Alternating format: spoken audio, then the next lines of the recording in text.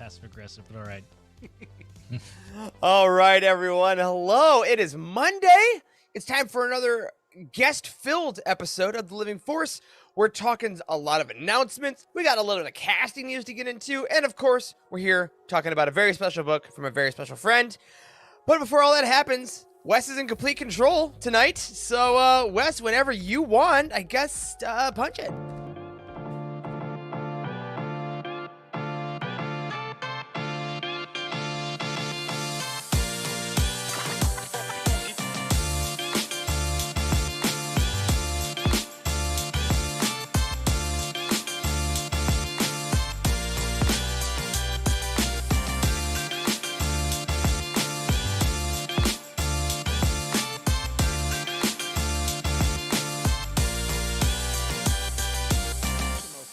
Introduction reel. I love it.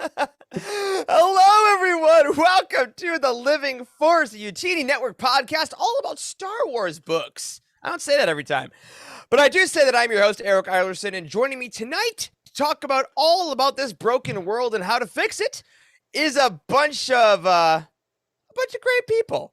Starting off with the man who, yes, made another brand new company in the last 2 weeks, Dr. Corey Helton. Hey, man.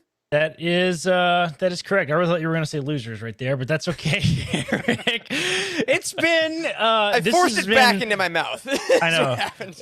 So this past week, I completed like a bunch of huge projects that I've been like trying to complete for like a really, really long time. So I feel like ultra productive this week, even though it's just a timetable thing where they've all just sort of fallen on this. They all this ended past now. week. They all ended in the last week. So. But I feel like I've done a lot of stuff. I finished my trailer yesterday, which was crazy. Beautiful. It's beautiful and it's done. It's done. Yep, it's done. It looks really good. Caitlin and I went to I wanted to hook it up and test drive it because I haven't hooked up with the new hitch that I got. And we got in the car, we had the dogs with us, and Caitlin and I were just like, let's go get something to eat. So we drove it. We went to Zaxby's and got some food. And then we went and parked in the Target parking lot with the trailer across the street from Zaxby's. And then we got out of the car and into the trailer and like sat at the little dinette and ate dinner in the parking lot. And I shit you not, this actually happened when we were getting back into the car. This other guy, there was this huge truck and this giant like 35-foot camper like pulls into the parking lot, and he gets out to go into Zaxby's, and he's like, "Hey, y'all staying in the parking lot tonight too?" And I was just like, "Hell yeah!" The camper people have accepted me. I feel like I'm one with the Force right now. So that's right. Well, hey Corey, you did share one very important piece of advice in our Slack channel. So why don't you share with the people? What's the one piece of advice you would give to someone that wants to start building a trailer? Don't do this. It was a mistake. That's right. Dude, on Friday night or Saturday night, I was really trying to get a bunch of stuff done on it. Like just little loose ends that I needed to tie up, like finishing work. They're really awful parts of like the project, like the finishing details that you just don't want to do. And I didn't accomplish a single damn thing all day. Like I did, and I went to the store twice and didn't get the right stuff and came back and it still didn't work. And I came upstairs and I was like, "Caitlin, we shouldn't have done this. This was a mistake. I wish we had never done it." And she was like, "Are you okay? Here, have a beer or something." It was not good. Don't build your own trailer, folks. But, That's right. Well, I'm glad to have you back to get back to the important things like playing Halo and reading Thrawn. Or you can be like our next guest to play a hell of a lot of NBA 2K, Dr. Charles Hankel. Yeah, thanks for that warning, Corey, to not build my own trailer, because that was definitely on my list right after take a nap and start a puzzle. But I'm glad you had a great week. I did too. Yeah, is that a new tree up? Did you put your tree up behind you? Is that this week? It's a new Is that a tree. real Don't tree? judge It's a me real yet. tree. It's a real tree, What? man. I don't mess around with no fake tree. Oh, whoa. I mess around with a fake tree. I won't take this elitist You nonsense. mess around with whatever you want, Eric. Yeah, it's a real tree. My apartment smells of fresh pine, and I love it. Wow, I love the smell of fresh pine. That sense of just belonging and love is exactly the feeling that I get when I look into the glorious eyes of Wes Jenkins. Look at that. Hello, everyone. I have the power tonight. I am excited, though, because I was supposed to get a delivery tomorrow of something that y'all have read weeks ago, but I finally got in graphic novel form The War of the Bounty Hunters. Oh, sick. Hey! I was the expecting big version. Ronin. Yeah, that's all of them. Yeah. So Fantastic. I finally get to read it. I'll probably finish it next week, or actually this week, because I have the whole week off. Yet I worked all day today. But excited to talk about new book that we read into. So let's do it. That's right. awesome. What a great segue, because we are here, in fact, to talk not about any of our shenanigans, but about the new release, How the Force Can Fix the World, by this man, author, podcast enthusiast, and former guest, Stephen Kent. Welcome back, dude. I am Dr. Stephen Kent, God. the third doctor on the network. right? There it is. You're back. You wrote a book. Hey, yeah, it's true. I think like I came on the channel a year ago and I was like, if this book is finally remember that. realized and becomes That's a real thing. And now it's on my shelf and I don't know what to do with my life. Well, you go on podcast and talk about it. I think that's the next step. Lots of podcasts, and that's okay. I'm having such a great time. It's been so inspiring hearing that so many people are excited about how you can apply Star Wars, like chicken noodle soup for your soul, to being a better person and engaging with your neighbors in a more constructive way. So it's been fun. I love it. Chicken noodle soup for the Star Wars. That's where we're going, folks. Again, this is what we're going to talk about later in the show. How the Force Can Fix the World. Available now wherever you buy your books, if they're in stock, because they've been selling out of stock in certain places. So be sure to pick this up or keep listening, because we're going to talk about it a little bit. One last disclaimer, two last disclaimers. I'm already lying to you. I'm sorry. Number one, if you're watching along, make sure you like the video, subscribe to the channel. Helps us reach out to other people. Leave a comment throughout. Do all that kind of stuff. And if you're listening on your favorite podcast platform, hello. Thank you for listening every single week. If you haven't reviewed us on your place of listening and or followed us, depending if you're on Spotify, Apple Podcasts, go ahead and do that. Helps people find us, and we'd love to hear what you think about what we're doing. Second disclaimer, if you're watching the video, you'll notice there is an odd yellow blanket to my right. Usually I clean that all up before the show, but my cat, Lucy, is asleep on it, and I am not a monster. So I didn't move it, so that's just going to be there. She is sleeping soundly. She may wake up and have some opinions later, but we'll cross that bridge when we get to it. All right, Please, Corey. please don't look at the shit in the background in my shot. But you know, I want to know what no, what your cat thinks of the Last Jedi. Why are we not getting the cat's Last Jedi take? That's what we. Oh, she thinks it's perfect, is what she thinks. Damn it! Next, You set him up Wow. too easy, too Steven. fast. Alley-oop, baby. So before we get into Steven's amazing book and some announcements, Corey, we did tease this earlier, but you and a few members of our staff have been actually very, very, very hard at work this last week on a huge Utini project. We talked about it a bit last week, but since that time, it is ready. It is utini.gifts, GIFTS, like presents. Utini.gifts is now a full site. Tell us about it. Look at this. We're sharing it on the screen right now. Yeah, Utini.gifts is live. I think it's .gift actually. I think it's not plural. Is it? No, it is .gifts. It is Wow, I didn't even know. Well, I Plural. built the website. I didn't even know what it is. It is plural. Yeah. I think It's it's all I a think it's blur. GIFs, maybe GIFs. Utini.gifts. We teased this last week, and between being a doctor and building a trailer and all my other various ways I measure my own success, I was able to put together this incredible, kind of a little website, kind of to simplify shopping for Star Wars fans in your life. Me and a bunch of people on the team, actually, we all went shopping hardcore and found some of the best Star Wars products on the internet and made like these cool little curated gift guides. So, you can send this to your loved ones and tell them what to buy you, because there's a lot of junk out there. If you search for Star Wars stuff on Amazon, there's just tons and tons of junk that's not very good. And even like the apparel is like not very good. So we put a whole bunch of hours into sorting through like stuff that we know that Star Wars fans would like, and you can check it out. And also a cool way for us to generate some extra income around the holidays and pay for bills and all that fun stuff. But yeah, this came together really fast. I called it the 2-week business when I pitched it to everybody, and everyone 100% thought I was absolutely insane. Yet here we are. Yeah. And Look at this Yeah, side so- table. I know. I know, might it's buy so it. cool. And listen, I'm telling you, there is so much cool stuff on the site. And Etsy, man, Etsy is an absolute gold Yeah. mine. I found so much cool stuff on Etsy. And that's a cool thing. So for our audio listeners too, if you're a fan of Utini's like book guides that like say if you like Tarkin, read these books, if you like Sith, read these books, that is how this site is run. Because again, at Utini, we want to make things easier for you as a consumer. So we have categories. If you want to buy Star Wars stuff for your office or for other, it's the holidays, right? So for someone else's baby or for someone else's apparel, for someone else's bookshelf, for someone else that's a gamer, we have categories for you. We have links for you directly. And like Corey said, it's not just to like big business stuff. We have a lot of Etsy stores. We have a lot of independent crafters that we're linking you to. So you don't have to go through the other sites on the internet that are definitely trying their best to put together, I don't know, top 10 Star Wars gifts for your mom or whatever. It's so bad. It's so bad. You go if you search for like Star Wars gifts, because I did this, I wanted to see like what categories other people have and stuff. It's like really bad. It's like Forbes magazine has a best Star Wars gifts, and it's just like really dumb shit. I mean, I don't know. I'm just like, that's what someone is gonna get me because they know I like Star Wars. I'm just like, I appreciate you trying. I really do. So go ahead, utini.gifts, and better yet, you know what? Send the people in your life to it to buy things for you. Because be like, hey guys, you might be buying me Star Wars things for the holidays.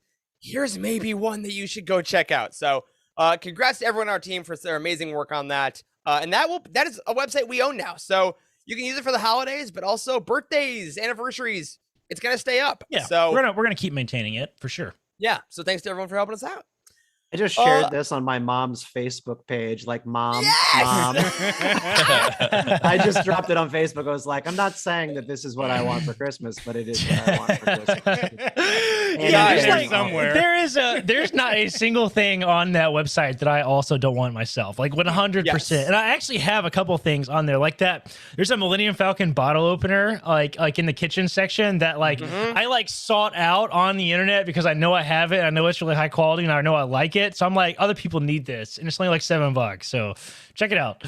We hope you enjoy it. But of course, you can enjoy it more than we enjoy our wonderful Patreon community. And we just want to say a quick thank you to everybody at our Patreon for honestly bearing with us as we try to schedule all these Patreon reward events as we come up to the holiday week now. Because if you're listening to this in the future, this is in the pre-Thanksgiving week if you're in the U.S.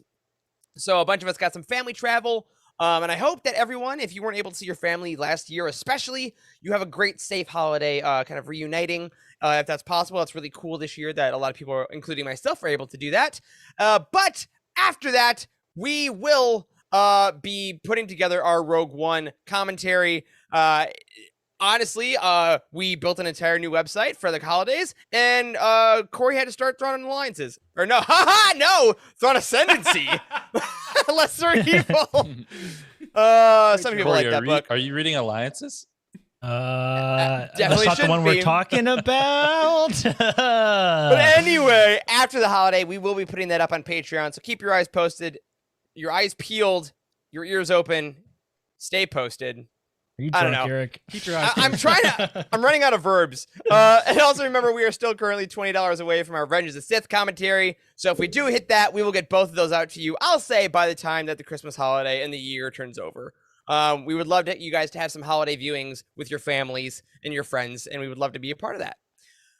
Now it's time for a few big things in the Star Wars Weekly Roundup. It's the Star Wars Weekly Roundup. All right, a little bit of news this week that, fellas, I want all y'all opinions on. Number one, we love a cover reveal here at Utini. We love seeing the new covers for the new books. It's one of the coolest parts about it. And we did get a cover revealed this week for Brotherhood by Mike Chen. So we want to throw it up on the screen here. This is the book by Mike Chen, which is the book about Obi-Wan and Anakin post-Attack of the Clones. And this book is quite literally 2 photo, stills that have been artistically rendered and put on a cover. And I gotta say, y'all, I'm excited for this book. It's not my favorite cover. Not my favorite. It's not my favorite cover. Man, the internet is very vicious. Yeah. very vicious, I have to say. And I think a lot of folks initial reaction seeing this cover was like, this is a temp cover, right? Everybody's like, this is a temp cover, right? Yeah. And we actually looked up the artist and looked at some of the other stuff that they have done and stuff. And this is definitely like in the style of stuff that they've done. And once you like put it in the context of the other artwork that the artist has done, it kind of makes sense. I mean, it's like it's like they have a lot of like retro sort of original stills from films with like cool backdrops, sort of like retro 70-ish vibes, like kind of thing going on in the background and stuff. And this kind of fits in with that, which is probably why they invited her to do the artwork. But it's a little weird, not gonna lie. I mean, it's obviously like stills from Attack of the Clones that have been slightly photoshopped. It looks the like internet Obi-Wan found them within 5 minutes. They found the Yes. exact pictures. shots. Yes, it looks like Obi-Wan is holding Anakin's lightsaber. His head, his hand looks a little weird. And Anakin still has a Anakin's- flesh hand instead of his robot hand. Yeah, it's strange. I don't. Yep. Yeah, Angelia in the reminds me- chat makes a great point. Major Legends vibes for Yeah. when they used to just Oh, put the yeah. actors on the Yeah. covers. Yeah. There you go. Yeah. It reminds me of of Dark Horse comics covers of the Clone Wars. The Yeah. Clone Wars Yeah. had Yeah. a bunch of, pictures much like this.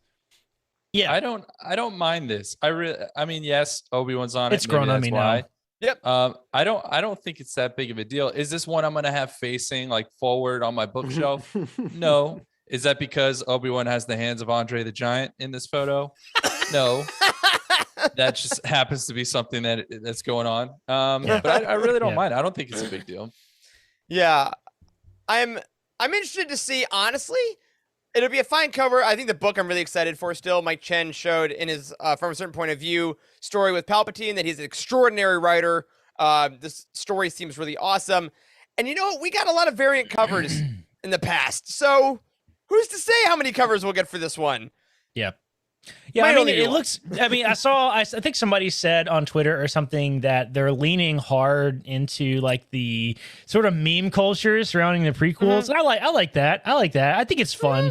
And That is I mean, it's- exactly what I was thinking as well. Like Yeah. this is Yeah. prequel memes like personified into actual that's book art. It's exactly the what it ironic. It's the ironic love of the movie. Yes, Yeah. I know. And Attack of the Clones, we just did our roundtable for Patreon. So if you're not a patron, you want to hear us talk shit about the movie for 2 hours, then go join our Patreon community. But also the love of praised that it. movie. Yes, We also praised the it. love of the We movie. praised it. I was getting to that. This book has, please. I hope the writer. I hope Mike Chen puts a whole bunch of really cringy Anakin lines in it because he has to. He absolutely has to. Please, I want more We'll cringy see. Anakin in my life. Please. We'll see. We'll see what happens. Regardless, it comes out next year. Get your pre-orders in because there's supply chain issues. Pre-order books. Oof. Yeah. Sorry, man. That's hitting home a little bit. Yeah, it really is though. All right, pre-order your books, and if you read digitally, bully for you. Also, a shout out to our friend Cheryl up in Canada, whose Thrawn Ascendancy Lesser Evil was delayed because there was a literal like landslide that stopped it. So even if the supply chain does work, sometimes the world is literally stopping books from getting to you. So, hope that gets better.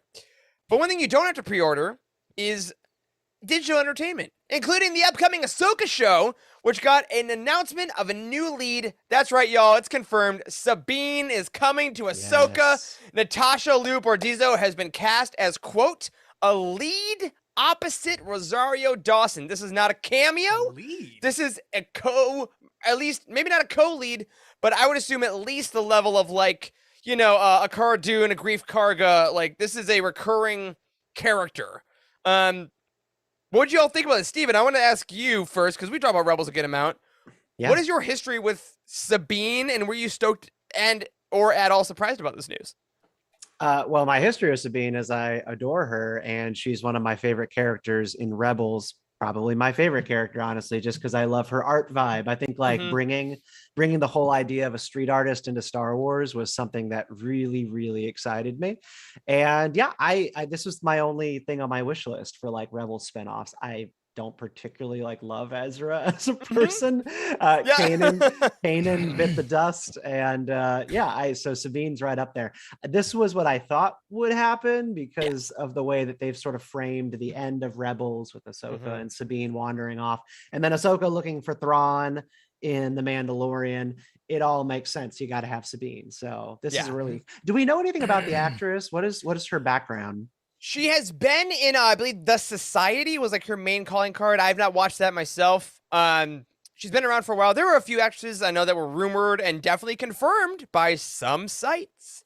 Don't believe anything till it's, I'd say Deadline at minimum, StarWars.com ideal. Because again, this still isn't on StarWars.com. This was confirmed by Deadline and the Hollywood Reporter, I believe. Yeah. But yeah, I don't know much about her personally. I'm glad that, again, they cast a woman of color as Sabine is. So again, Star Wars is being a lot more conscious of that lately. So very excited for that. Very excited for 2 women of color to be leading this show. Yeah. And She's in it looks like I looked her up really quick on IMDb. Do She's in like a bunch of like a lot of Asian films. I'm getting lots of like kind of like ninja vibes, like kind of like the 80s classic samurai fun. movie vibe. So if that's her background, then action. please, bring Action. it on. Yeah, absolutely bring it on. This is exciting. I mean, the armor is going to be brought to life, I assume, for real. Like some version of it the has to armor. be. Like, I mean, the dark saber. Yeah. There's lots of cool stuff we could bring into this for sure. Oh, so. we're gonna get to Nice. see that armor in real life. Yeah, Oh, that's what I was yeah. saying, man. That's gonna be wild. That's gonna be a revolution on screen. Her Yeah, art for sure. skills. Yeah. I'm guessing that this will probably be probably 2023 if I had to put any money on it, as far as, because we got Obi-Wan next year, we got Andor next year, and we got Bad Batch season 2 as of this point next year. So I think that's a little full, but this is very exciting. Very stoked for Sabine. So love for the Rebels crew. Again, keep your eyes peeled. I'm sure StarWars.com, once these announcements are made, they're usually not far behind with like a more general announcement, but we may have to get through all the Book of Boba Fett press first, which is just fine because remember, in about a month, we got a brand new Star Wars series coming to Disney Plus. So that's very exciting. Another thing that's very exciting, though, we got a brand new crawl that got kind of subtly put on StarWars.com about the High Republic. Again, if you've been reading the High Republic books and the comics, in the front of them, there is a crawl, much like the movies that we love, of course. And we got a new one that got dropped for the Fallen Star era, or what is it? Phase? Nope. Wave 3. Yes. Someday I'll get it right, y'all. Someday I'll get it right. And it says, the tragic events of the Republic Fair have galvanized the galaxy. The Jedi and the Republic have gone on the offensive to stop the marauding Nihil. With these vicious raiders all but defeated, Jedi Master Avar Kriss has set her sights on Lorna Dee, the supposed Eye of the Nile, and has undertaken a mission to capture her once and for all. But unbeknownst to the Jedi, the true leader of the Nile, the insidious Marchion Ro, is about to launch an attack on the Jedi and the Republic on a scale not seen in centuries. If he succeeds, the Nile will be triumphant and the light of the Jedi will go dark.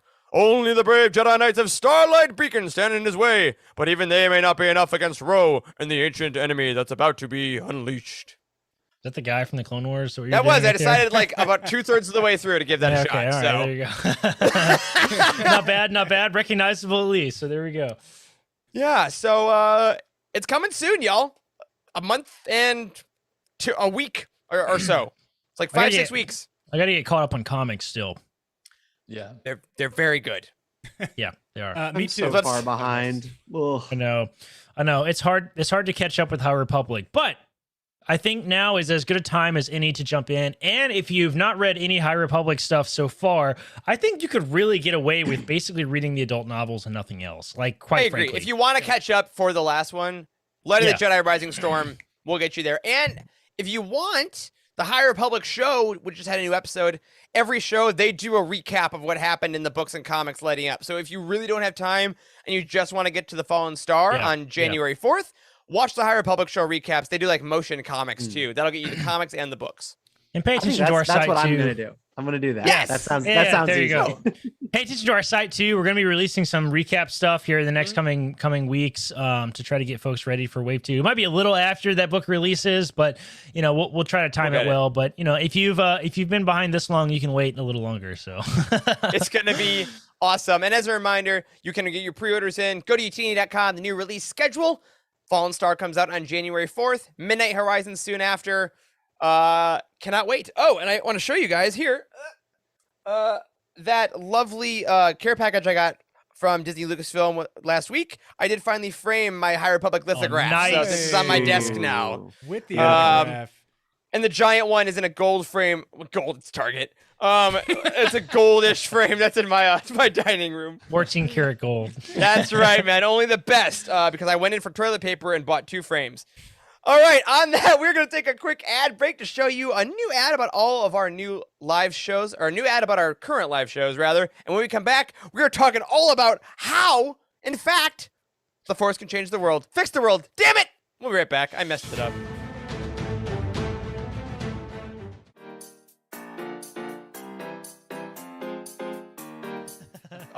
Speaking of someone who maybe took too many breaks, it could be said, let's talk about the legacy of Han Solo. Very good, very good. Hey, Maz. Thank you. Where's my boyfriend? Where's my boyfriend? Yes.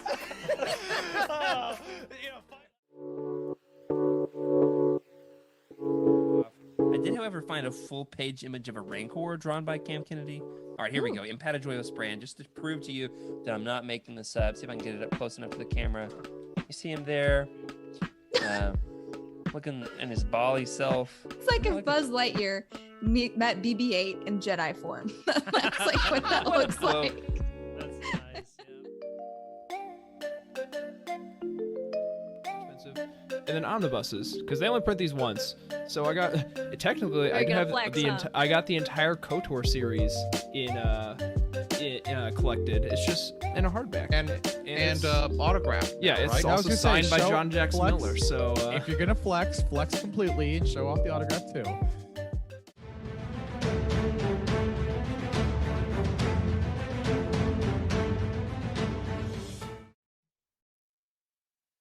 All right. Welcome back, everyone. We are here to talk all about how the Force can fix the world, the new book by Stephen Kent.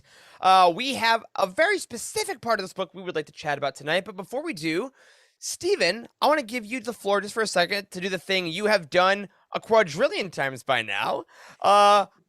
Give an intro or a brief synopsis, or honestly, whatever you want to people that may not know what this book's about. Yeah, so this book is about how every time you get online or turn on the TV, it feels like everything around us is coming apart. And, you know, in a world in which we honestly share, I think, so little between different dividing lines in our society, whether it be geographical, political, class-based, race, like all these things that are sort of dividing people in modern life, there are a rare select set of things that actually do bring us together and give us something that we can talk about and discuss morality with. And for 4 generations, that has been Star Wars. It's the most popular story in the world, and gives us a shared language to discuss right and wrong, good and evil, light and dark, all these things, and the complexities of the things in between. And I wanted to write a book that basically spoke to all of the chaos we see and why Star Wars brings me solace, helps me order that chaos, and helps me find in myself a sense of calm as well as hope. If I tried to couch the book in one single critique, it is that Anakin Skywalker became Darth Vader because he could not live with the advice that his mother, Shmi Skywalker, gave him when he left Anakin, which was to not look back. You know, he could not let go. And from that first moment where she said, "Don't look back," he did look back. Right after she told him, "You cannot stop the change any more than you can stop the sun from setting." And if I had to encapsulate my political worldview, it is that I believe change is natural. Change is as natural as breathing, as life itself. And the forces in our world that I think are causing the most chaos and disruption are those who are afraid of change and will not allow change to happen without a fight. Right. And so that's what this book is about. How Star Wars gives us like that answer for good and healthy living. Dang. Great start. Great open. I love the pitch. Yeah, ding.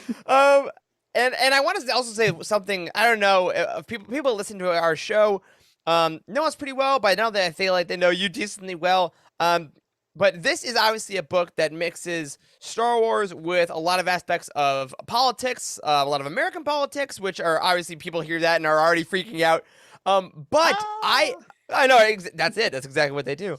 But But it's been interesting because people on our team, as well as people in the Star Wars community and people online from all kinds of different areas of the political spectrum, seem to have gotten so much out of your book. Like I am very clearly when I was on your show recently, I leaned very far to the left. I know people that lean very far to the right, and those that are even in the middle that have all gotten that element of kind of peace and comfort out of this book. Which one I just want to congratulate you on because I haven't seen that happen. Thank you. Full stop. I haven't Thank seen you. it happen. But I guess before we get into some other questions that we all want to kind of throw at you, first thing is, what has changed for you the most since you first told us about this book when you were on our show? When it was just an idea, how did the process of putting it down on paper, doing your own audiobook as you did, and now doing a book tour, how did that change it? Well, so I think I was afraid of the premise. I was afraid of the idea of writing a book called How the Force Can Fix the World. It was originally going to be How the Force Can Fix America. And it was going to be like your guide to political reconciliation from a galaxy far, far away. And I was afraid of putting my name on a book like that because in the post like Last Jedi world, and honestly, like just post-Trump America, like all this stuff, it just was like everything is a disaster from Star Wars fandom to what you see on the news.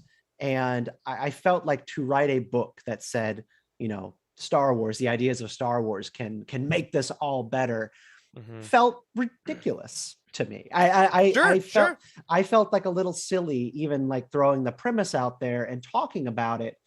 But as time went by and I was writing these ideas and getting my thoughts out on the messages about humility that I derive from episode 1, the story of how fear changes every single character that we see go through Star Wars, the stories of how free will and choice and agency drive the likes of Rey to become Rey Skywalker by the end of the sequel trilogy. I was like, you know what? This actually has a lot of merit and relevance to what's going on in the world. And we need ways to step back from charged political topics and talk about stories rather than politics. And if we can talk about stories and talk about what we see in those stories in a constructive way, then people can either choose to apply that to their political walk in life, or they can jettison it out into deep space at the first sight of a mean tweet. Like it's your choice. I take Star Wars seriously. When Qui-Gon Jinn says to Obi-Wan Kenobi, you know, to keep your mind here and now in the moment where it belongs, or in the present where it belongs, like I actually think Qui-Gon's a really smart guy. And I take it seriously. And I try to apply that to my life. When Yoda says, you know, failure the greatest teacher is, like, I take that seriously. So what has changed me is that I've drank the Kool-Aid that I made. I got to the end of it and I was like, you know what? I believe in this. Like this is correct. So I think that's kind of the part. I was really afraid of writing this book. Yeah. Yeah. You know, the whole book, like we need to just like push it out as like the whole book reads kind of like the Youtini mantra with Star Wars. I mean, it really does. I mean, it's all about choosing peace and joy and like a correct direction in which to look at the world that you derive from Star Wars. And it has a very encouraging message. I feel like it's you feel a choice. Yes, you feel encouraged after reading it. Like it doesn't feel political. Like it is hard to. I don't feel like political views seeped into the writing at all. It doesn't feel like that. It feels like a very objective way of looking at the world through the lens of Star Wars, and I love that.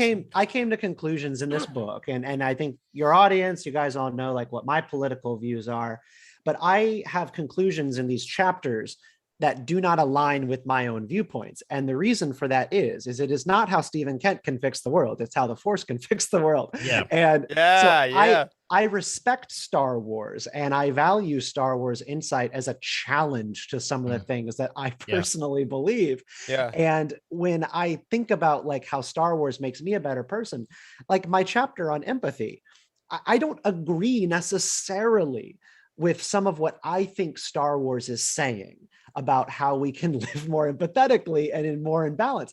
Now, not that I don't agree, but like it challenges my natural viewpoints. Right. This is about taking Star Wars seriously and saying, look, if Star Wars says this, this, and this about empathy and how to relate to other people, here is how I would take that and apply it to my daily life, whether it be how I talk to a political opposite and how I treat somebody who I've never met before on Twitter, or how I relate and make eye contact with a homeless person on the side of the street. Like Right. Star Wars is telling us things, and I believe very strongly in not manipulating the source material and saying, you know, actually Star Wars is a story about how capitalism is great. Yeah. You know, that's not what Star Wars is Yeah. about. And I get very frustrated with like political Star Wars people who try to twist the material. Yeah. And you see this to the left and the right, and I'm just like, come on, guys. Yeah. Yeah. Like the most I went on to my Star Wars is when Obama said, "All right, I'm going to go see Star Wars," and that's it. That was great. That's all I needed. Like, You make a lot of good references back to Star Wars to put it all into perspective. It was the one chapter we're going to talk about. There was, I mean, you would go through some explanations about about choice, and then you would come right back around and just relate that back to Star Wars, and it really brings you back into that moment of whatever scene or whatever action sequence appeared in Star Wars, and it helps you understand a little bit better just through the eyes of the characters. Yeah, I think when I managed to tie like in one section of it, like talking about the criminal code when it comes to like homicide versus manslaughter, first degree murder, and like how that all folds into the concept of emotion in guiding our decision making. You know, there's the Jedi stoic view of emotion is to abstain from it, to starve it, and to basically set it aside. The Sith believe in fully living in it. And, you know, like even in our criminal code and the way that we structure our laws, emotion and whether or not you act in emotion and in sort of a fit of rage in a criminal act will like determine whether or not your sentence is lighter or heavier.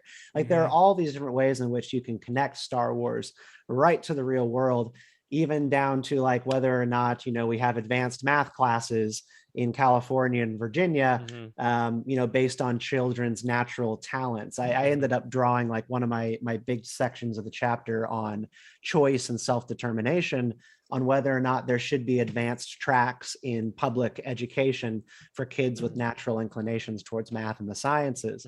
And there's actually like a Star Wars lesson as to why we should in fact do that. Yeah. And that's one of the great things. Like I never knew I wanted to figure out how Anakin Skywalker would be tried as far as degrees of murder and manslaughter. But then I read it, I'm like, oh, you know what? Like, and it's such a, and one thing I just want to hit on real quick, because I want to go into this chapter, but I don't think we've said yet how your book is split up.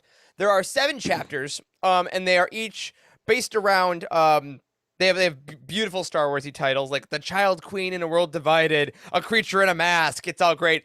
And they all focus on a singular thing. So there's humility, empathy, fear, hope, redemption, balance. And what we're going to talk about tonight is choice. And I love that organization, because those are, if you had like, you know, the whiteboard that they use at the High Republic, what is Star Wars? Those are the words you put on the whiteboard of how do you define the saga. And before we get into it, I see Charles wants to ask his first question we have here on the choices chapter. How did you, I guess, decide which words made the final cut as far as these chapters go, or did they just jump out to you? Yeah, that's actually a really tough question. I'm really bad at going like into the memory vault like that. Like I have a Google Doc somewhere and I could pull it up and I could find like, I could find what the original things were going to be, but the original manuscript of the book was going to be 11 chapters. And there were going to be several more virtues. There was going to be one on family. So there was going to be a chapter on family. And at some point I wrote a couple of chapters, and I realized that they were kind of like cannibalizing one another. So like my family chapter was going to be about how in Star Wars, there's belief that you can have a chosen family and that you can choose your own direction in life. and that was a powerful part of Star Wars, is that family is not only natural, but it's also the people you choose. And so that ended up gobbling up the choice chapter as well. So I was like, okay, well, actually, we don't need a family chapter, because the idea of it is all about agency and whether or not you can start with a blank slate, even though you come from the Palpatine family or something like that. Yeah. So there were a couple more. There was a foreign policy chapter, and it was going to be, you know, about like war, but that ended up being part of the fear chapter, you know? Yeah. It's gonna be about taxation and trade routes, and how do you deal with blockades. And it was like, I don't know if this is so much about the current world, but yeah. Yeah, I tried to zero in on just like the main primary concepts of Star Wars, and then the book just kept getting smaller and smaller. And honestly, I liked that more because it's a lovely size. It's a lovely size book. Long chapters, but not a lot of chapters. Yeah. Not every book has to be Thrawn Ascendancy, Lesser Evil, Mother of God. This is it's lovely. In Stoic philosophy, so this is the Greek Stoics going on into the Roman Empire. This was sort of the philosophical underpinnings of those two great civilizations, and this also is basically what George Lucas's Jedi Order is based off of, a combination of Buddhism and Stoicism. The four main virtues of Stoicism are wisdom, courage, justice, and temperance. And if you had to encapsulate all of the Greek Stoic tradition, it's those four things. And so I was like, all right, so Star Wars, I got to keep it simple. It has to be just a couple of things. And, you know, humility, empathy, hope. Fear is not a good virtue. Fear is the opposite of thing you're going for. So you're really going for courage, right? Which is one of those Stoic virtues. And then the choice thing. And like in the Stoic tradition, temperance means abstention. It means discipline. It means, you know, not being a drunk, like that kind of stuff. And You're out, Eric. Right. Boring. Yeah. Boring. Sorry. Is done. And I just was really fascinated by like how Star Wars actually has a message like directly related to temperance. And that's the choice chapter, which we can talk a little bit about. You know, you make enough bad choices in your life, you develop enough vices, you find your inability to choose things are much limited, much more limited for you. You know, I likened it a little bit to like smoking. Like if you choose to never smoke a cigarette in your life, you will never know what it feels like to be at your son's little league game and feel called out to go smoke outside the fence, right? Like you don't have to make that choice because it's not on your mind. But if you practice temperance and you practice the Jedi, you know, levels of discipline, you will have never consumed that thing in the first place. Therefore, your free will have been preserved. So kind of that's kind of what I was drawing from with this book is what is Star Wars main principles? And I ended up with 7. Yeah. And within those, you explore some pretty big ideas too, right? Like within the choice chapter, kind of one of the primary things we're focusing on, you looked at fate, right? Like what is fate? How do we view fate in Star Wars with like the prophecy of the chosen one? And within that, is there any such thing as free will? And how do we use that to examine that in real life? You talked about fate. You talked about determinism. So can you boil that down for our audience? Because not all of us are philosophy minors in college. Okay, like myself, I understood 3 words of what you just said a minute ago. Boil that down for our audience and how Star Wars helps you to understand that. So fate and destiny are often talked about in the same way, sort of in you know, common parlance. You know, we'll talk about them and use them interchangeably, but they're very different. And so fate and destiny are both words dealing with a predetermined or destined future. Darth Vader is always, you know, saying to Luke, right? Like, it is your destiny to join me. Help us fulfill your destiny. They don't use the word fate. Fate is concrete and determined by the cosmos. So in many ways, when Anakin went to Mortis, right, with Obi-Wan, and he saw those visions of him becoming Darth Vader, he saw his future. he started to be plagued by the idea that he was doomed to this, that this was going to be his future, no matter what he did. So fate is determined by the gods. It's determined by the universe. Destiny is determined by choices in life. Your destiny is this thing in the future, down the road, and there are multiple paths that can get you to destiny. Some of those paths are going to be longer. Some of them are going to be shorter. And you might, like Anakin, go off through the woods. And he spent 20 years in the woods, in the wilderness, right? Away from grace and goodwill and all the wonderful things in life. And he did find his way still back to his destiny at the end of the road. He was wrong. He thought that he had a fate that he was doomed to, but he did have a destiny. He just had to find his way out of the woods and back onto those main roads. So I hope that kind of like helps clear it up a little bit. Fate is something that you just cannot escape. And it's really like nihilistic and sort of cynical. I really like this chapter in particular on choices. You have a lot of really cool sort of analogies you draw. I really like the bit between like the Sith and the Jedi Code was really interesting. And Eric didn't really talk about this much when he was kind of going through your chapters, but you have this really cool like artwork and stuff too at the beginning of all the chapters. Like it feels really smooth, and I really appreciate there's a nice little summary at the end of every chapter as well. I did find that helpful for the tip sheet. Yeah, exactly. But there is one piece in here that really spoke to me, which I thought that like one reason that this book is not just for intellectuals. I want to be clear. This book is also it has really beautiful commentary on the films themselves. And like we have talked endlessly about finding positivity and finding things that you like in Star Wars, and like really reflecting on the themes of various films. And something that we've talked about a lot on the show is The Rise of Skywalker, and how a lot of folks initially didn't really like that film.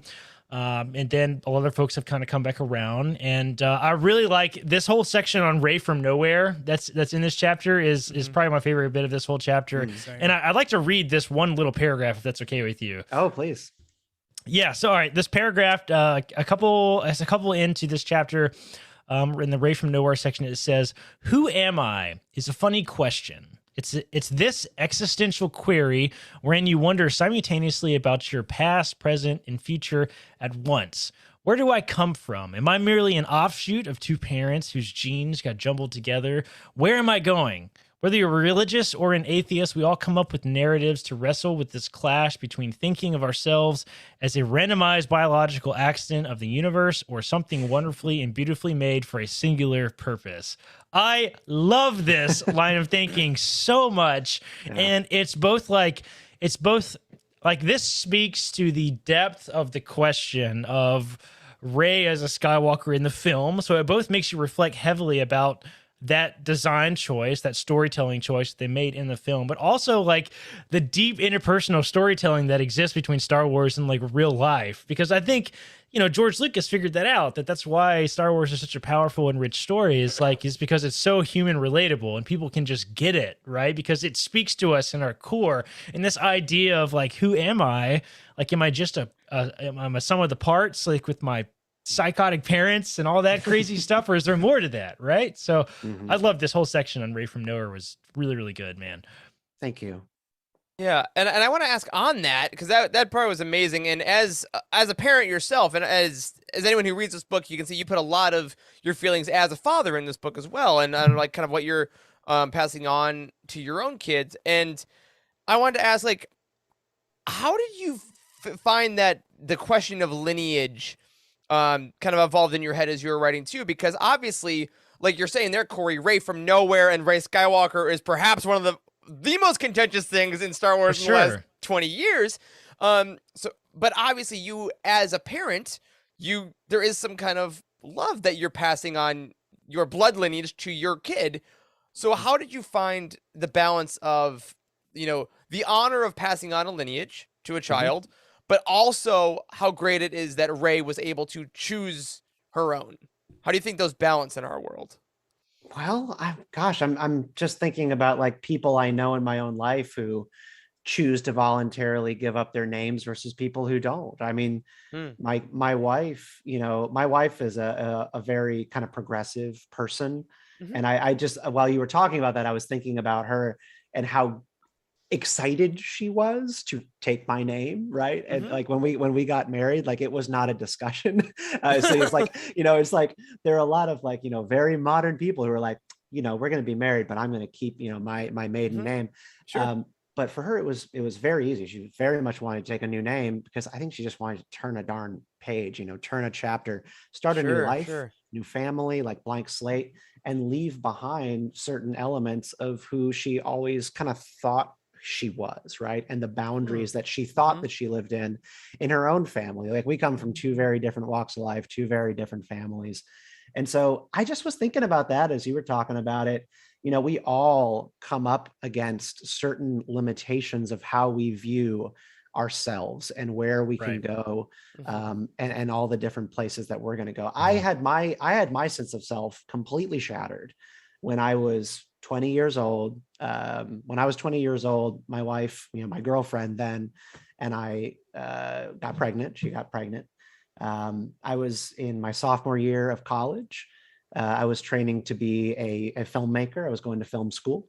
And I come from a upper middle class family, well-to-do family. She does not. And this situation that I found myself in did not feel like the situation that I was supposed to be in. Sure. It did not feel to me, and this was like sort of my spoiled 20-year-old self thinking. I was like, this doesn't happen to me. Right. And it completely wrecked my sense of who I was at that moment. I had to put school on hold for a little bit to try to get all of that shit together and figure out what we were going to do.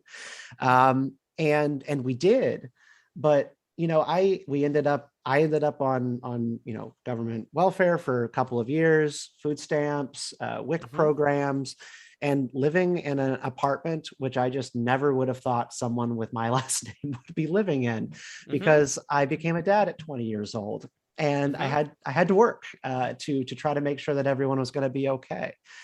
So, it's just like, it's those things. It's like that Kylo Ren attitude about like who he thinks he is. And he doesn't think that he's going to have certain problems because he's a Solo and an Organa, right? Like there are these certain elements of ourselves that we think that we are owed. And when that part of ourselves is shattered, we have to rebuild a sense of who we are. So that's kind of like a side tangent, but like we all fall into places where we don't know who we are anymore based on where we thought we were coming from. Yeah. And you have to make that choice. I mean, that was a choice you made. That was obviously a life-changing choice, and I think that fits nicely into the book of like, I feel like a lot of us that are put into the choices, whether it is to that level or it is lesser, sometimes you don't understand that you're in the middle of one of those choices when it's happening to you. The people in Star Wars don't know they're in Star Wars, right? That's the fun thing. Road, right? Yeah, you don't know that you're making that choice, and I think that's one of the really powerful things about this chapter, is that we're watching it. We know that the choice is happening, but if someone were watching your Star Wars story, would they be seeing you make a choice, and what would that mean to them? Like, and there's like a class of people out there. They're called determinists, and so Sam Harris is like a philosopher, kind of like atheist, firebrand podcaster.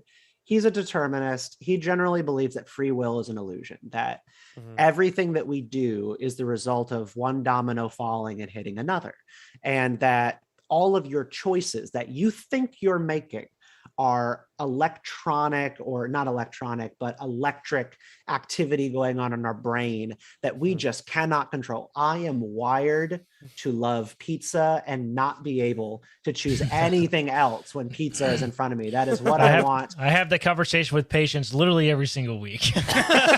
Whether on like a serious note, whether it be addiction, whether it be sex, whether it be like, your vices, your tendency to gamble, that you are wired a certain way, and this is going to happen to you. Maybe your parents gave it to you. Maybe it's just in your genes. And a determinist believes that like we have an illusion of choice that we think we think we make choices, but we don't. And I actually was like convinced of this for like a hot minute. I listened to one of his podcasts and I was like, holy shit, what if this is true? Yeah.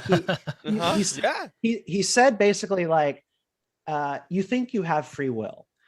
I want you to do an exercise, and I'm not going to get this perfectly right, but he would say, pick a movie that you want to watch tonight when you go home.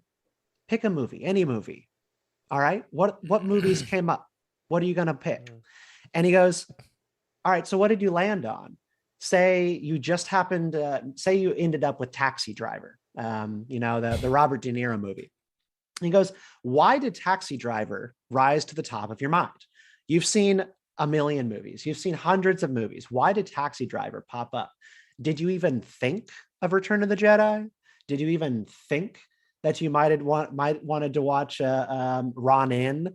No, they didn't pop up. So did you have the choice to choose between these movies? Certain things rise to the top of your mind. Sure. And he's like, maybe a minute ago, as you were driving down the road, you saw a person with a mohawk and it reminded you of Robert De Niro from Taxi Driver. And so Taxi Driver popped into your head. And like, that's how our minds work. You go out to a restaurant and you have choices, but it's limited to a menu. And I was like, you know what? That is absolutely true. All the choices you make in life are really determined based on who you know. Have you been educated? What options do you think that you have? What can you even perceive? And that's like the determinist worldview, that free will is like this illusion that we tell ourselves to make us feel like we have choices. And this comes up in Star Wars all the time. Oh yeah, I mean, Rey chose to be a resistance fighter because Han Solo happened to be on Jakku and took the Millennium Falcon in. Like, if she doesn't run into Han Solo, she doesn't get to choose that path. Right. Yeah. And also like Kylo Ren did not choose to be plagued by dark thoughts, right? As a child, and I talk a little bit about this in the chapter because it's an issue close to my heart, is like the issue of like school shooters, mass shooters, stuff like that. Yeah, right. Like, and particularly ones that are deranged. It's like with Kylo Ren and like some of these people who grow up to be like the Columbine shooters of the world. Obviously they input certain things, whether it be music, paraphernalia, drugs, awful video games, whatever, into their system. But did they choose to be plagued by dark thoughts? No, they didn't. There was a mass shooter in the 70s who I describe in the book, who went on a killing spree after killing his mother. And then he went to a college with a sniper rifle and killed a bunch of people. And he left behind a suicide note saying, I don't recognize my own thoughts. Someone please help me. And he sure enough had developed a tumor. Months before, a tumor had grown in his brain, suppressing the part of his brain that would give him cognitive control, emotional control, and his mind was out of whack, and he did not recognize his own thoughts anymore. And I just kept thinking about like our dark side characters who are plagued by outside forces. Kylo Ren hearing voices in his head that he thinks are his uncle or his grandfather Darth Vader, but it's Snoke messing with him. This wasn't free will for him. He was manipulated. Right. And it's really sad. And I think like we have a tendency to think that people are always atomized individuals making choices for themselves. But in many ways, choices are being made for them all the time, whether it be their medical conditions or it be that their father is, a deadbeat and doesn't bring home any money for the family. So they have to go work a job while they're in high school and they fail all of their classes. Like, they aren't choosing to do bad in school. They're having to do other things because someone else took away their ability to make choices. This is real life. All of Star Wars is dominoes falling and the sins of the father impacting the sins of the sons, mothers, daughters, whatever. It's cyclical. Yeah. So- and I think, go ahead, Wes. I was gonna go ahead, Eric, because I was gonna switch to a different topic here real quick. Oh yeah, I just want to do a quick quote on that. Like, as you're saying that, what jumps into my head is one of the words that I think we hear most often nowadays, which is privilege. And I think that you kind of just distilled what privilege is just having more choices that aren't taken away from you. It's like for whatever reason, you don't have to your choices are all open, and whether it be your background, your economic situation, whatever that is, those choices get slowly and slowly taken away, Yes. so that your path becomes more narrow. And if you're on the big path, it's just the path you're on. You have no like the people that don't recognize privilege is like, it's just my path. Like I have hardships on my path, but you aren't living the much narrower path because those choices have been stripped. And I wrote a little bit about that in one of the sub chapters in Choice, the force privilege, and like who That's my gets favorite more, KOTOR ability. Yeah. Who gets more power? You guys know the Kylo Ren comic, and I don't remember I don't have it in front of me for the character's name, but Snoke's Kylo Ren hat. is naturally gifted. Snoke's hat. Yeah, Snoke's Kylo Ren is stupid hat. naturally gifted. And the girl at the Jedi Academy is intensely jealous of him, and it's frustrating to her that he is so easily able to levitate objects and she is not. And Luke has to talk to her a little bit about like, look, the Force is a door. Some people start with their door more open than others, but absolutely every single person can blow that door open when they find out what is keeping it closed. And, you know, like in Avatar, The Last Airbender, like, you know, Aang has to like, you know, ease up his chakras, right? To like learn how to actually deal with fire. He had to remove a certain part of his chakra, which was absolute fear. And crippling fear of not being in control at all times. And so it like plays out for different people in different ways, but I very much believe in the concept of privilege. And I'm glad you brought it up because like, I'm a kind of a conservatarian myself. And I think it's just not true that like, we all think about this the same way. When I started thinking about this differently, I was talking about, you know, when I became a dad at 20, look, I ended up in a situation that I never thought I would be in and living be way below my means for my family. And I felt a lot of shame, but I also had resources and I had someone I could call for help. You know, we would struggle. There were months where we, you know, just could not pay bills and we would have to get extensions on stuff. But if things really came to a head, I did have a phone number I could call. And sometimes I called that phone number and I got help. Yeah. And, you know, that's what privilege is. It is how many choices you have available. I believe very much in like self-determination and picking yourself up and doing as much as you can, but sometimes you just can't do it. And some people have the ability to say, Mom, I need some help. Can you help me out with this? And some people don't. And I did. And that's something that forever changed the way that I think about like sociopolitical issues and like the safety net, right? The safety net is the family.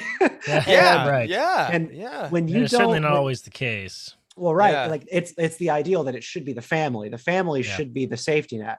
The family is not there for everybody the same as they are for me or for you. And when you don't have that, you got to have other alternatives that come from society. And so that's just like an area where I learned to think differently based on personal experience. And I put that into the book because I firmly believe that it is in Star Wars as well, whether it be the story of Rey or Kylo Ren. Yeah. I mean, just listening to y'all talk about this. So there are certain situations where other people have different choices and a different number of choices to make, but all that I think is inherent on risk, right? So, I mean, you could try to make the same choices as somebody who's better off than you, but there is a lot more risk involved with that. So say they have, I mean, it's less risky to, I don't know, go out and get a job whether compared to gambling your rent away to try to double up for next month, right? I mean, there's risk involved there. But like go quit your job and travel, just like live. Exactly. So that's kind of one of the things that I was thinking about. I was reading this was there's heavy risk involved but the choices make it that way. So I mean, that was If any of the chapters you want us to read, this was a really good one that we decided to this is the last chapter in the book, as you said. It's that for a reason. It gave me a huge amount of appreciation for the Jedi Code and way that they choose to live. there are many ways in which the Jedi get this all wrong. And I think like they have a very unhealthy relationship to romantic love. I think that needed to be reevaluated so that their members could live more fulfilling lives and also know how to deal with attraction and romance in a healthy way.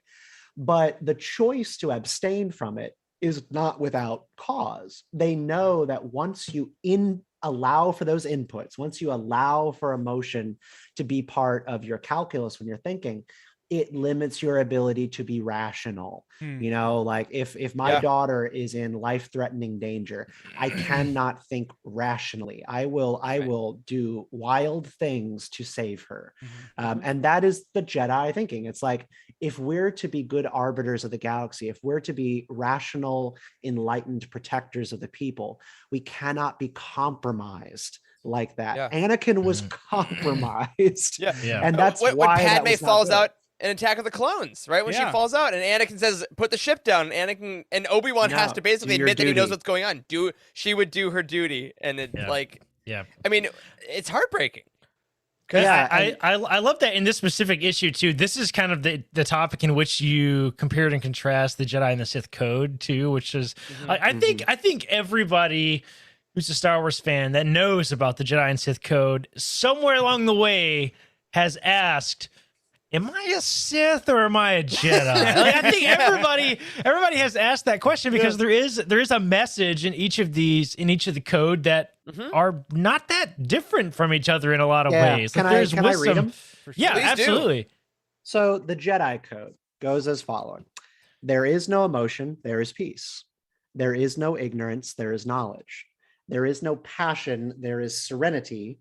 There is no chaos, there is harmony. There is no death, there is the Force. The Sith code goes as following: peace is a lie, there is only passion. Through passion, I gain strength. Through strength, I gain power. Through power, I gain victory. Through victory, my chains are broken. The Force shall set me free. What these both are about is what gives you freedom, what puts you on a higher plane. And the Jedi code is about living with less and having less and being able to connect with the Force. It's like the anti-materialist worldview. It's the idea that when you don't have belongings and things, you can actually hear what's going on in the world. You can like listen to the sound of nature because you don't have, thoughts buzzing around in your head about what's going on with your bank account. How are my assets doing in my offshore accounts? You can be in touch with the world. It's about freedom. And the Sith code's about freedom too, but it's submission versus domination. Like it's the sub-dom thing, right? It's two versions. Am I a sub or am I a sub or a dom? It's the Star Jedi, Wars, baby. The Jedi is submitting to the universe. They're submitting to things that happen around them and going, I'm not going to fight this. The Sith says, I get freedom from dominating the forces that want to affect me. I'm going to control the world. I'm going to control others, and no one can hurt me anymore. And that's going to be freedom. And there are people who live both ways. You can think of a couple probably right now. Yeah, it's like, are you Elon Musk or are you living in a van? Like this, like it's literally I become so, because I mean it's wealth in the modern day, right? Like if you have enough money, you basically do what you want, regardless of political spectrum, regardless of whatever. Like if you have enough wealth, you can live outside these bonds, right? The Sith equivalent is I'm going to be so rich that any laws, any whatever, I can just overcome. Versus the Jedi is like, I will disconnect. I will live off the land. I will, we see people on TikTok all the time, at least I do, of like, I'm going to just go minimalist and I'm just going to listen. Algorithm, Eric. Hey, my algorithm wants me to be at peace. What can I say? I do too. But like, it's like, that's the choice of like, I'm going to, get what I need, but I'm going to listen and really listen to the world and disconnect. And then you see those people on the other end. They're the rich entrepreneurs that then revert back, that sell all their possessions and then go to living in a studio doing nothing. And it's so interesting to see, those evolutions of people. And I've never thought about relating them to Jedi and Sith, but we see those stories too, the Sith that come back to the light and the Jedi that, I don't want to live in a van anymore. I want to take that advertising job and then become a rich and powerful Sith. Like, so yeah, Yeah, go ahead. I was just gonna say, so, speaking of returning to the light and being Jedi and or Sith, in that discussion we were just having, which characters other than Rey, and I have a couple examples, most effectively broke away from their destiny?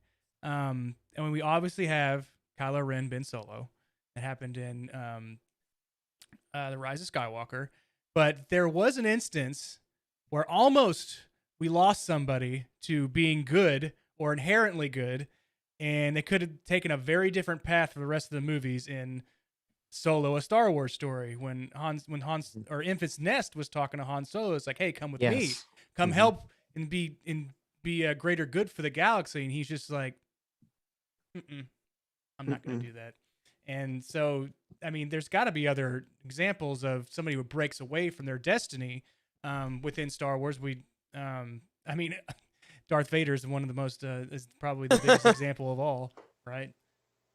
Yeah, no, absolutely. I mean, I think in like my own kind of spiritual life walk, you know, I often kind of talk about it as like being out in the wilderness. It's like when I find I all of a sudden have like stopped going to church on Sunday, and then all of a sudden it's been like 6 months, and I'm like, what the heck happened? I just like I've just gotten out of my rhythm, and I feel like I'm disconnected, and then I got to find my way back, and it's just sometimes hard to take that first step. A lot of times people cannot perceive that they have the ability to step back onto that path.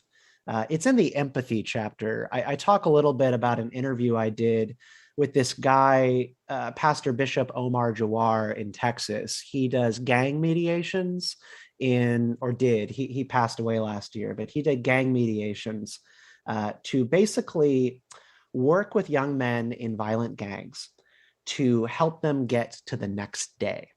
So his nonprofit called Urban Specialists, it was structured around the idea that there were plenty of nonprofits out there to get men out of gangs and help them like get actual jobs, like working on the straight and narrow. So he was like, well, we don't need another nonprofit doing that. We need a nonprofit that is actually making the enterprise of gangs less violent, so that these kids don't get killed tomorrow, you know, in a shootout. And so his Urban Specialist in Dallas mediates gang disputes and actually like works with gang members to stop bullets from flying, so that then more choices can be made. Yeah, straight up. In the week's end. He's like, kids can't leave gangs if they're dead. Right. And so that was the point of his nonprofit. And I did an interview with him to talk about how Kylo Ren and Darth Vader, because he was a Star Wars fan, they get trapped in that life because in Darth Vader's instance, he's made enough bad choices that there's nothing left for him. There's nowhere to go. No one loves him anymore. He can't just walk to the Rebel Alliance and be like, hi, I want to be good now, and put on a white cape. They'll execute him. There is no choice for him other than his anger, his shame, and to be Palpatine's servant and to one day kill him. That's kind of like what he ultimately wants. And then there's Kylo Ren, who desperately wants to rip this tumor of love that he has for his parents out of his body. And he wants to be Kylo Ren, but he can't unless he gets rid of Han and Leia, who love him. As long as they exist, he will never be able to fully commit to this. So he kills his father, tries to kill his mother, and then the TIE fighter pilots basically do it for him. My gosh. I always that thought moment. that was funny. Yeah. I always thought that was fire away. Yeah, no. But like the idea that we ended up talking about was like, as soon as these gang members, particularly ones who are behind bars for heinous crimes, see that there actually is another choice for them to make in their life, that they could have a life in which they are not gang members, only then can he really talk to them about next steps for what to do. But they just don't think there's any way after they've killed a kid on the streets or after they've done something crazy to alienate them from their families. They think that this is all that there's left for them. And that takes away your power to choose, is lack of hope. When you have no hope, you don't have like belief in tomorrow. And so I'm kind of the belief, like with the determinism choice thing. And I think like the correct way to look at it is, I cannot prove that we don't live in a simulation. I cannot prove Just like I can't prove there is a God, I cannot prove that we're not in a computer program right now. Yeah. And it is better for me to believe that I have free will than to embrace the computer program idea. Because if I embrace that this is a simulation, then nothing I do matters. Right. Nothing matters 100%. if I believe that. Yeah. So it's like maybe determinism is the truth, but it's healthier for us to believe in choice anyways, which is like, that's the balanced truth of it. Yeah, I'd really appreciate you being at the party and being that way and not being, this is a simulation, this party sucks and we're all going to suck and we all suck.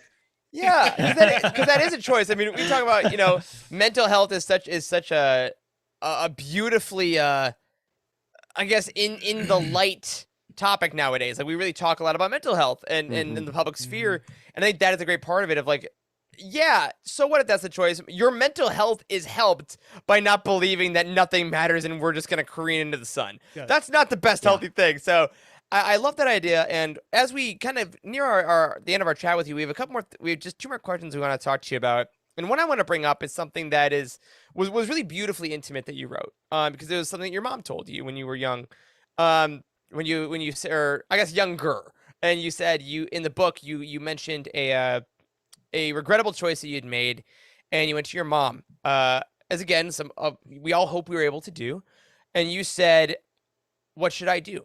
And she told you to make more choices, and not to correct, not to go back. She said to make more going forward. And that was so powerful for me, because it was frankly something I never thought about before. About when you mess up, to double down and just make more choices. So can you, in your own, these are your own words, you wrote the book, but like in more of your own words, like what does that philosophy kind of mean to you? And does that still steer how you go and what you teach your own daughter about? Yeah, it does. I would say that the moral of that story, and I think how it's applicable to people's lives, is, you know, when you've made a mistake, and for me, this was a financial error that I had approached my mom about. I basically, I'll just share it like real quick. I'd never had a credit card before, and boy, I fucked it up. Oh yeah. I never had a credit card, and the bank told me it was a great way to build credit. Why would they lie? Yeah, to have a low ceiling credit card with like a low credit limit. And they're like, you know, just put gas on it and then pay it off every month. But no one told me that when you have a low credit card limit and you're spending 100% of the limit, that hurts your score. You know, like I never knew that like credit cards were based on like what percentage of the max you were using. So my limit was $200. So I spent $200 a month and paid it off like a bill, and it tanked my score. Anyway, I was basically mortified because my credit score had been annihilated and I could not get a decent apartment for my family anymore because of this stupid choice that I had listened to BB&T about. And I just was terrified of how I was going to fix it. Like, do I go get another credit card? Do I up the limit? Do I take out money to fix this problem? What do I do? And when you start to feel like this, you would rather just get back in bed and cover yourself up with the covers and not leave. And I've done it. I've done this before, because halfway through the book, I had a personally traumatizing experience, losing a friendship, and I lost all hope in this book's premise and all hope in like Star Wars as a way to bring people together. And I just wasn't getting out of bed anymore. And I called some friends and I talked it out, and I had to remind myself of exactly what mom told me in that moment, which is just simple, like, again, like chicken noodle soup kind of mom advice, is just like, you can't get out of a bad situation by doing nothing. You're either going to have to choose to go back on the road of which you are lost, or to go forward and find the next fork in the road. And you might find then that you can get out of the woods. So it's just that. I mean, fear is paralyzing.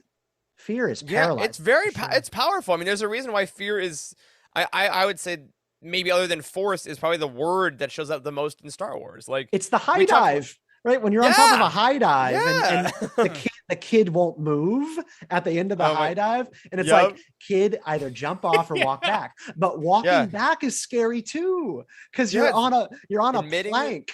Yeah. And you're it's also like, I getting don't- ridiculed by your friends. Yeah. Bullies. Jump, you big baby, do it. My No, goodness. Yeah. That's how it is. Well, all right. Well, let's take that. Because I learned a lot about Wes's past there. I don't think you've meant it, Wes, but I just learned about you as a child right there. Steven, as we do wrap up tonight, I want to ask you. You write about so much in this book, and again, everyone, as you're listening, I hope this is only an inkling of what is in this book, and I hope that conversations like this really make you want to pick it up because it is Inkling of its incredible. destructive power. Thank you, Corey. Look at that. It's all Star Destructive Wars. potential. It's all canon also. Steven, I want to ask you, what is, if you had to boil it down to one for tonight, Yeah. what's one misconception about the idea of choice that you hope people will have and then read this book and hopefully get corrected and then they can bring out into the world to make it a little better? Now that might be too good of a question, and I'll probably just sit here humming for the next hour thinking about the number one misconception. I think for me it might be that question that we got earlier on about like fate versus destiny, and sort of thinking about the life in which we live and whether or not like we're on a conveyor belt and we're just going to be stuck on that conveyor belt going round and round and round, or if we are actually able to chart our own destinies in life and make choices that affect the way in which we live.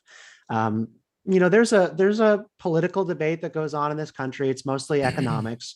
It's, whether or not you have really opportunity to succeed in this country and to make a name for yourself, to do well by yourself, to live with dignity in the country that we have today. I've kind of always believed, aesthetically in the American dream, the pick yourself up by the bootstraps ideal, because you have to at least like try. But it is also not true that it is a level playing field.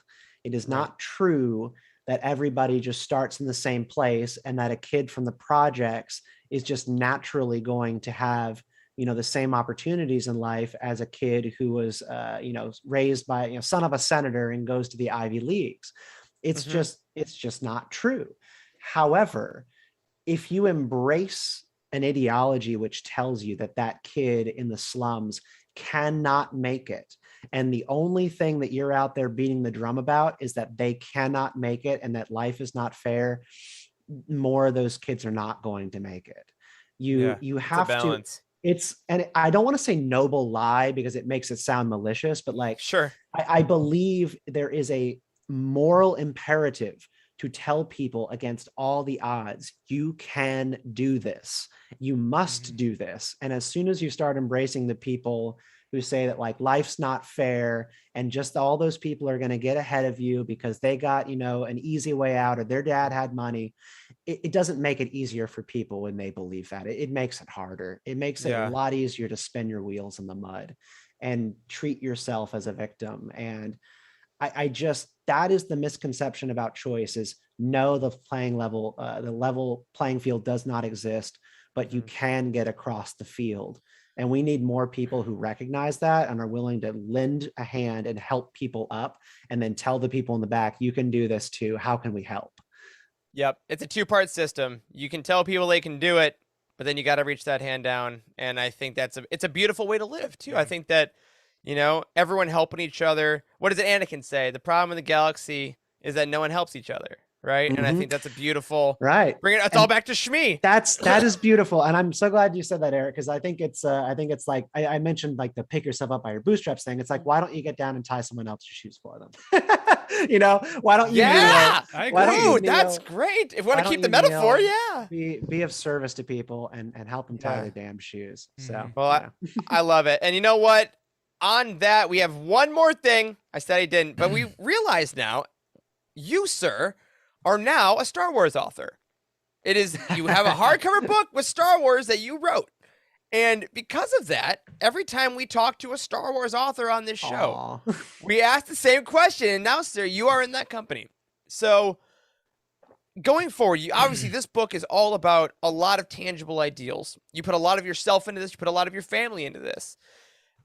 Going forward, if people had to say this is the legacy that Stephen Kent left on Star Wars or on this community, what do you hope that is?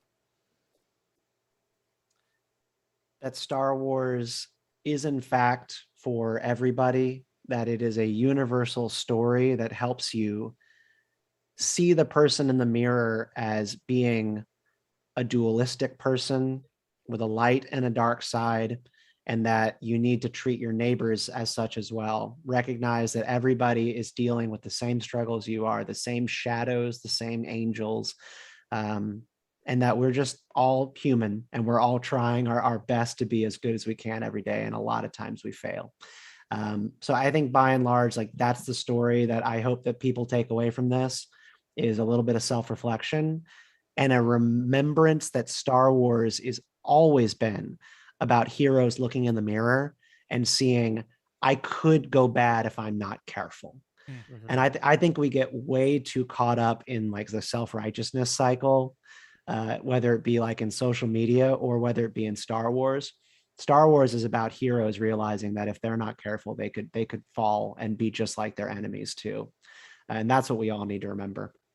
Yeah, I love that. Remember your duality. Look in your mirrors. Tie someone else's bootstraps, and we're always doing our best. I love it, man. All right, I'm about to do an outro, but before I do, Stephen, you wrote this book, How the Force Can Fix the World. Where can people find it? Where can people find you? And what do you got coming up? Yeah, so I can be found on Twitter at Stephen_Kent89. That's Stephen with a PH _Kent89. And you can also follow my newsletter for movie reviews and just political musings on Star Wars at politicizeme.substack.com. And my podcast is Beltway Banthas. I think we'll have a couple more months of episodes before the show possibly finales around the new year. So maybe tune in. There's a lot of great stuff in the backlog, and check out Beltway Banthas, the home of Star Wars and politics podcasting, for all of you lovers of Star Wars politics out there. Kind of in the year ahead, I will be going out on tour, like again for the book in between February and May. I'm going to do Dallas, Phoenix, Denver, San Francisco, Austin, Miami, and like there are already a couple of other places on the books that are coming together for like some more tour dates. So if you think I should come to town, Chicago too, and do an event on How the Force Can Fix the World, I'm going to Chicago as well. So yeah, if you follow the newsletter, that's where I'll be posting about dates. So that's politicizeme.substack.com. Perfect. And of course, folks, one last time, in the meantime, be sure to get your copy of How the Force Can Fix the World. And if you're so inclined, Stephen, you also recorded your very own audiobook to go along with it for our Audible listeners. Thank you very much for doing that. Not everybody reads their own book sometimes. And No. I really appreciate that. Oh, thank you. Yeah. No, It that's was great. really good, man. Yeah, my audience at Beltway Banthas told me to. I really was Nice, unsure. I was nice. really unsure if I wanted to do that because they sent me like really amazing auditions by professionals, and I was like, "Holy crap! I want that guy to narrate my book." But my listeners told me that was a punk way to go. So I did. Not in the cool way. Not in the cool punk way. Punk That's right. B Well, word. that's right. And of course, everyone, we have said this in forever, but if you want to get Stephen's book, head over to utini.com/audible, get your free Audible trial, and use your credit on Stephen's book. So, all right. On that, Stephen, as always, dude, what an absolute pleasure having you on the for show. real. We'll Thank have you. you on again so soon. You don't have to write a whole nother book. You can. This is a great one. But we'll have you on very, very soon. And of course, you can find Stephen everywhere there. Everybody. Oh, wow. But that's going to do it for this very enlightening episode of The Living Force. If you support us on Patreon, we want to thank you for that. You're great. And we hope you enjoy all kinds of episodes like this. A special thank you goes out to Cheryl Bell, OK Endar, Jeremy Kazina, JG Kars, Earl Q, Patrick Ortiz, and Carl Sander on our Jedi High Council, and Matt Billington, Tyler Latour, Elizabeth Cloutier, Jason Mitchell, Freddie C., and Sally and Chris Eilerson on our Alliance High Command. You can find us on Twitter. I'm at Eric Eilerson. Corey is at Doc Star Wars MD. Charles Zetzi Henkel Wes is at Boss Wes. Steven is at Steven Steven Kent _ 89 or Steven _ Kent 89. I messed it up. And we're at Living Force Pod. A special thank you to Matt Davenport, our amazing editor, Ryan, our graphic designer extraordinaire, and Wes, our producer and community manager. Thank you to Corey, Charles, Wes, and Steven for podcasting with me tonight. Thanks to all of you for watching and listening. And as always, may the force be with you.